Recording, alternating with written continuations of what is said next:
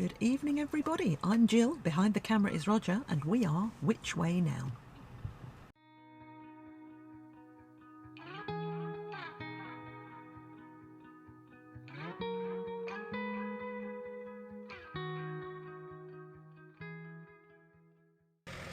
So here we are at Plymouth. We've just checked into our ferry. We've got our cabin tickets and we're now waiting to go through customs. I hope they don't have to search the van too much, but we'll just have to wait and see.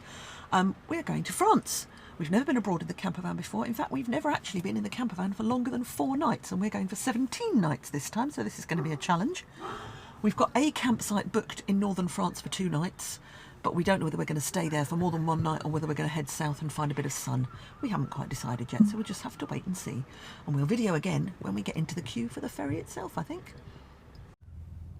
So suddenly, everybody's starting their engines and they look like they want to get on the ferry. The man has opened the gates and everybody's thinking that they're going to go on. It'll be interesting to see how long it takes us to actually get on board now. It's not even 9 o'clock yet, so I can't imagine we're going to be boarding right now. But you never know. So we've had the okay, and now we are going on to the ferry.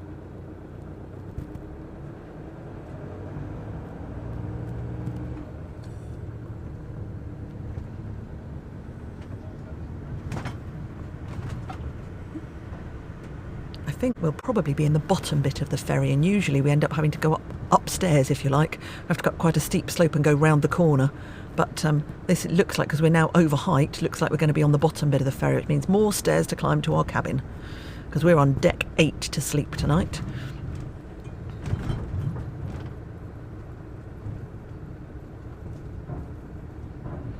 Oh, maybe we're not going to be on the bottom bit, because all the cars in the left-hand lane are going up on the top bit again. So we'll have to see.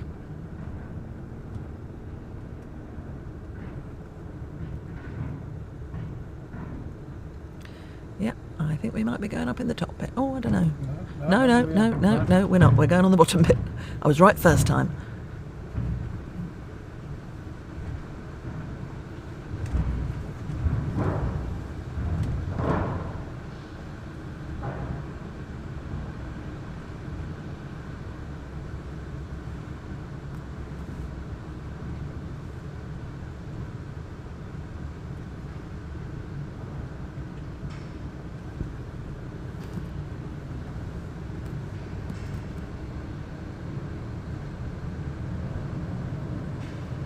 And there'll probably be a man telling us exactly how close to get to the car in front, because they do like to pack them in on here. So we'll just have to see where we're told to be. Yep, there is definitely men coming up here telling us exactly how far to come up.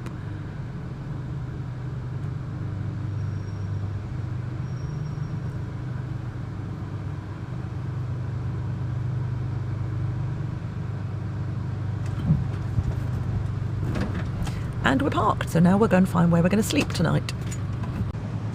Okay, so we've got on the ferry, we've parked up, and we're going to go and find our cabin in a minute.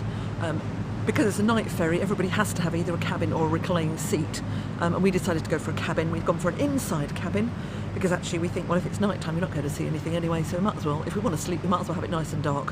So we've gone for a bunk-bedded cabin, which we're now going to go and try and find.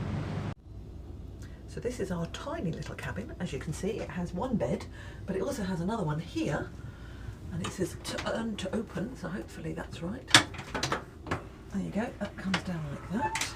And it even has a little thing to stop Roger from falling out of bed. And just behind the coats here, there is a little ladder, so that he can actually get up onto the bed as well, which is quite cool.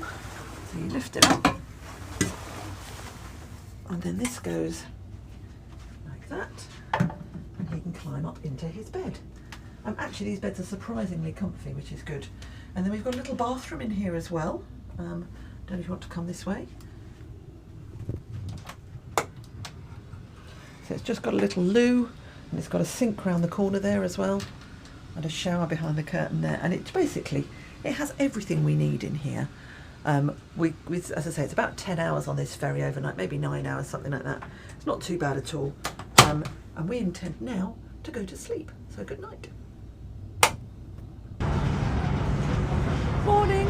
So we had a pretty good night's sleep last night on the ferry. It's very noisy out here, so I hope you can hear me. And the ferry's just turning around so that we can all drive off. And we're just arriving in Roscoff, unsurprisingly. It's nearly, just gone 7 o'clock in the morning. No, nearly 7 o'clock in the morning. and hopefully we're going to find somewhere soon that we can pull off, stop and have some nice breakfast.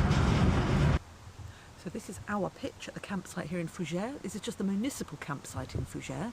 €25 a night, including electricity, which we didn't think was too bad. Quite a nice spacious pitch as well, water just there, electricity just there. And there's been a lot of people coming and going. I don't think people stay here for long. Most people seem to stay for 1 or 2 nights. We've had quite a few people who arrived last night and have already gone, and quite a few more people who've arrived this afternoon as well. But it is the weekend, so maybe that's why. And now we'll show you the loo blocks. So this is the loo block, very modern, very clean. We both had a shower just now, and mine was very hot, not particularly strong, but very good. 5 or 6 showers, 5 or 6 loos, nice sinks, very spacious. We've also got washing machines, washing up sinks, and sinks for washing your clothes as well. And then over there they've got the place for disposing of the loo cassette and that kind of thing. There's a children's play area in the middle there, and this half of the campsite is all non-electric, and the half we're on all has electricity. And this campsite is about 1.5 miles outside the middle of Fougeres, but there is an air quite near the chateau, which we could see from the chateau. It didn't look that great, but it was probably okay for a night or so, I guess. So here we are, we've arrived in France. We're camping at a campsite, a municipal campsite in Fougeres, which is in the north of Brittany. And we arrived here yesterday, and we went out on our bike yesterday afternoon, and within half a mile of leaving the campsite, the heavens opened. So we turned around, came back, we're absolutely soaked, locked the bikes up.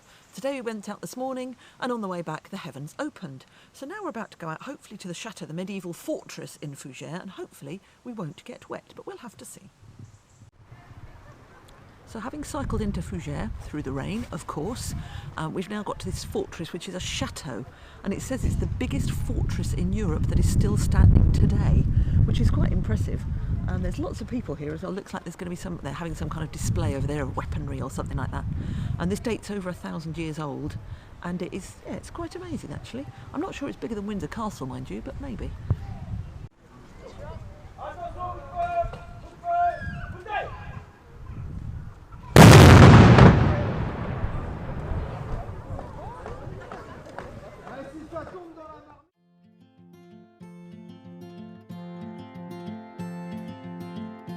Trying to wake up from a dream is harder than it seems.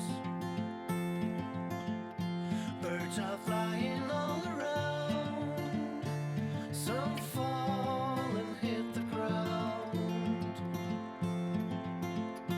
This is where I should belong, inside a simple song.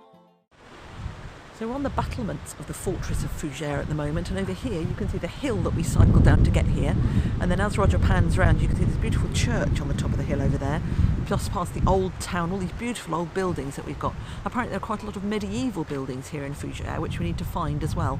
There's a lovely church up there and a gorgeous church down here as well, so we've got lots of exploring to do.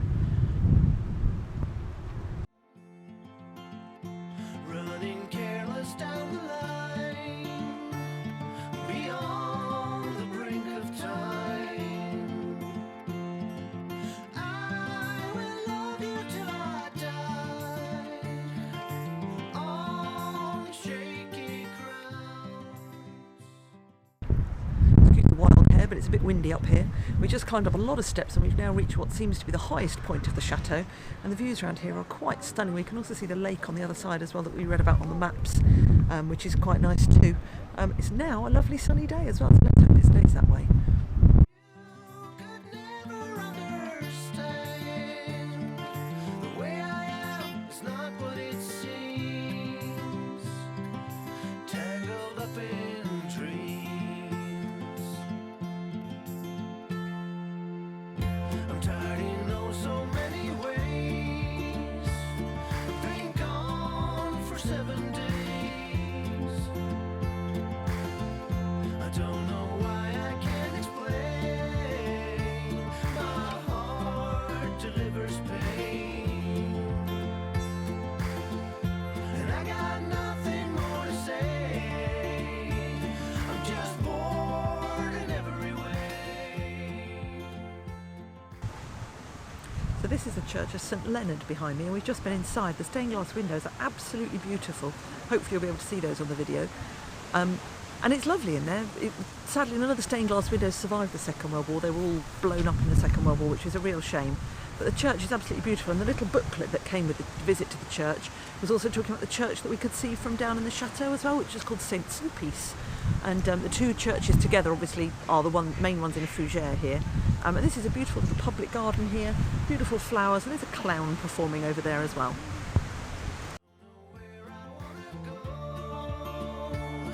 I swear to let you know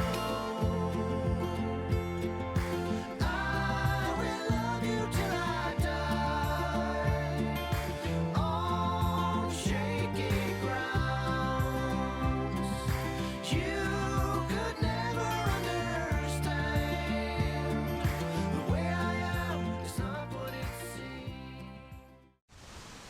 So if you enjoyed this video, please like and subscribe and leave us a comment.